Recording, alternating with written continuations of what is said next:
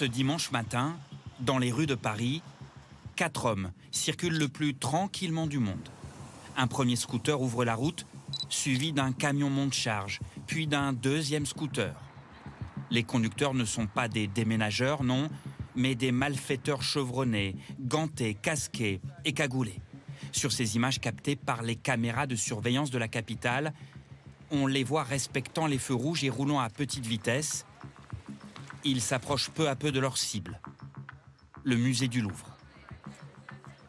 Il est 9h34. Dans une nacelle, 2 membres du commando montent sur le balcon de la galerie Apollon. Les malfaiteurs, qu'on aperçoit ici grâce aux caméras du musée, ont chacun une disqueuse à la main. Ils vont s'en servir pour découper 2 vitrines, sous l'œil médusé des nombreux touristes et des agents de sécurité.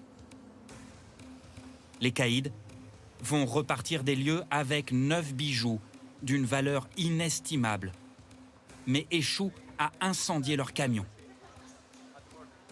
Ils vont prendre la fuite en scooter, en roulant à toute vitesse le long des quais de Seine, et sèment facilement la voiture de police, lancée à leur trousse.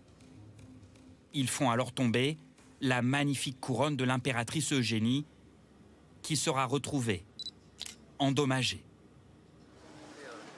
Le top départ de l'équipe avait été donné un peu plus tôt, à 7h37 précisément, à Aubervilliers, en banlieue parisienne.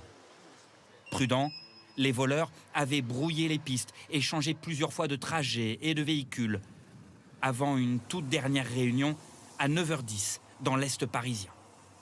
Après le casse, le commando fonce vers Ivry-sur-Seine, dans la banlieue sud. 2 des suspects repartent à bord de cet utilitaire blanc équipé de gyrophares orange.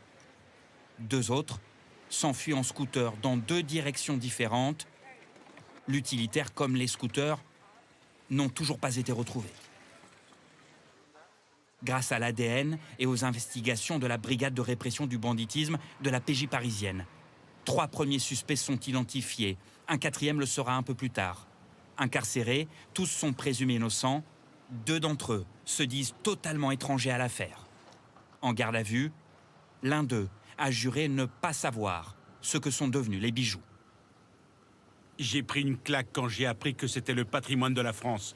Je demande pardon à la France. J'aimerais vous aider, mais je ne sais vraiment rien. La traque des bijoux se poursuit ce soir encore.